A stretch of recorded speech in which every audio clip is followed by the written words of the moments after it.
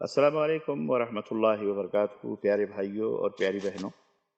آئیے نماز کی اہمیت اور اس کے تعلق سے کچھ اہم باتیں جو ہمارے دلوں کو نرم کرنے والی اور نماز سے محبت کرنے والی ہیں، انہیں میں آپ کی خدمت میں رکھتا ہوں۔ نماز آپ کو پتہ ہے کہ یہ ایک اہم عبادت ہے۔ اللہ رب العزت نے قرآن کریم میں کئی مقامات پر اقیم الصلاۃ، نماز قائم کرو، نماز قائم کرو کا حکم دیا ہے۔ اور نبی کریم صلی اللہ علیہ وسلم نے فرمایا کہ نماز یہ کا جو ہے بہت بڑا مرتبہ ہے، اور اس میں کوئی شک نہیں کہ اللہ کے رسول صلی اللہ علیہ وسلم نے فرمایا کہ جو کوئی اچھی طرح سے وضو کرے اور خوب دل لگا کر اخلاص کے ساتھ، خشوع خضوع کے ساتھ نماز ادا کرے، قیامت کے دن اللہ تعالیٰ اس کے چھوٹے چھوٹے سارے گناہوں کو بخش دے گا اور اسے جنت دے گا۔ تو توحید کے بعد، توحید کے بعد سب سے اہم عبادت جو اللہ تعالیٰ کی ہے وہ ہے کہ نزدیک پسندیدہ اور اللہ کو خوش کرنے والی عبادت وہ نماز ہے۔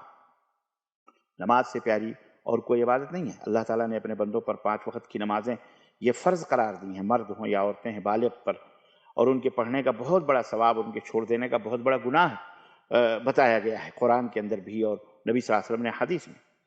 نبی کریم صلی اللہ علیہ وسلم نے فرمایا کہ الصلاۃ عماد الدین، نماز جو ہے یہ دین کا ستون ہے۔ جس نے نماز کو اچھی طرح سے پڑھا اس نے دین کو ٹھیک ٹھاک رکھا، اور جس نے اس ستون کو گرا دیا یعنی نماز نہ پڑھی تو گویا کہ اس نے دین ہی کو برباد کر دیا۔ نبی کریم صلی اللہ علیہ وسلم کی ایک اور حدیث میں آپ صلی اللہ علیہ وسلم نے فرمایا کہ قیامت میں سب سے پہلے نماز ہی کی پوچھ ہوگی، اور نمازیوں کے ہاتھ اور پاؤں اور منہ قیامت میں سورج کی طرح چمکتے ہوں گے، اور بے نمازی اس دولت سے محروم ہوگا۔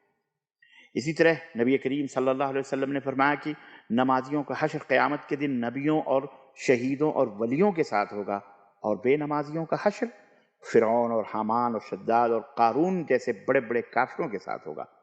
اس لیے میرے بھائیوں اور میری بہنوں، نماز کی حفاظت کرنا بہت ضروری ہے، پڑھنا چاہیے۔ نہ پڑھنے سے دین اور دنیا دونوں کا بہت بڑا نقصان ہوتا ہے۔ اس سے بڑھ کر اور کیا نقصان ہوگا کہ بے نمازی کا اگر کافروں اور کے ساتھ ہوگا، فرعون کے ساتھ جیسے ذلیل لوگوں کے ساتھ ہوگا۔ بے نمازی کافروں کے برابر سمجھا گیا ہے۔ اللہ کی پناہ! اب آپ سوچئے کہ جب بے نمازی کافروں کے برابر ہے تو نہ پڑھنا یہ کتنا بڑا گناہ ہے اور کتنی بری بات ہے۔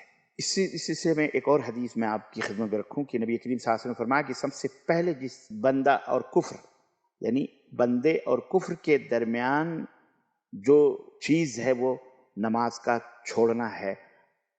یعنی جب نماز چھوڑ دیا کسی نے، ترک کر دیا، تو گویا کسر مٹ گئی اور کفر آ گیا۔ چاہے بندے کے اندر نہ آئے، بس اس کے پاس ہی سے گزر جائے، مگر کفر میں اور اس میں کوئی فاصلہ نہیں رہتا ہے۔ تو بہت بڑی اس میں وعید ہے نماز کے تعلق سے۔ خاص طور سے عورتیں اس معاملے میں بڑی کوتاہیاں کرتی ہیں۔ میں یہ چاہیے کہ ہم انہیں بھی تاکید کریں اور انہیں سمجھائیں، اپنی بیٹیوں کو، اپنے بچوں کو، اپنی بہنوں کو، اپنی بیویوں کو، اور انہیں بتائیں کہ نماز چھوڑنا کتنا بڑا گناہ ہے۔ عورتیں اکثر و بیشتر عورتیں نماز چھوڑ دیتی ہیں، نہیں پڑھتی ہیں وہ، اور بہت کم نمازی عورتوں کے اندر ملتی ہیں۔ اللہ رب العزت نے جبکہ منع فرمایا، اور اللہ رب العزت نے قرآن کریم میں شرک قرار دیا ہے نماز چھوڑنے کو، اور اللہ رب العزت نے فرمایا کہ اقیموا الصلاۃ ولا تکونوا من المشرکین، یعنی کہ نماز قائم کرو اور مشرکوں میں سے مت ہو جاؤ۔ اس سے معلوم ہوتا ہے کہ نماز نہ پڑھنا یہ انسان کو مشرک بھی بنا دیتا ہے۔ اور ایک حدیث میں تو یہ بھی ہے کہ یہ تو قرآن کی آیت تھی، حدیث میں اللہ کے رسول صلی اللہ علیہ وسلم واضح طور پر یہ بات بیان فرمایا کہ من ترک الصلاۃ متعمدا فقد کفر، یعنی جان بوجھ کر قصدن نماز کو جس نے چھوڑ دیا وہ کافر ہو گیا۔ اور حالانکہ جمہور علماء، بلکہ امام احمد بن حنبل اور امام شافعی وغیرہ تو اسے قتل کرنے کا حکم دیتے ہیں۔ البتہ امام ابو حنیفہ اور جمہور علماء اس کی تعویل کرتے ہیں، کہتے ہیں کہ نماز کا چھوڑنا گویا کافروں کا سا کام ہے۔ تو آپ یہ نہ سمجھیں کہ بس یہ معمولی چیز ہے اور نماز کو ترک کر دیں، ہرگز نہیں۔ مطلب کفر سے قریب ہے، اگرچہ وہ کافر نہیں ہے، جمہور علماء یہ کہتے ہیں، لیکن بعض علماء تو کہتے ہیں وہ کافر ہے، لیکن کم از کم اتنا تو ہے وہ کفر سے قریب ہے۔ اس لیے اللہ سے ڈریے اور نماز کو قائم رکھیے۔ اللہ ہمیں اور آپ کو اور ہماری آل اولاد کو نماز کی اہمیت اور اسے محبت رکھنے کی توفیق عطا فرمائے، اسے ادا کرنے کی توفیق بخشے، آمین یا رب العالمین۔ وصلی اللہ علیہ نبینا محمد وعلی آلہ وصحبہ اجمعین۔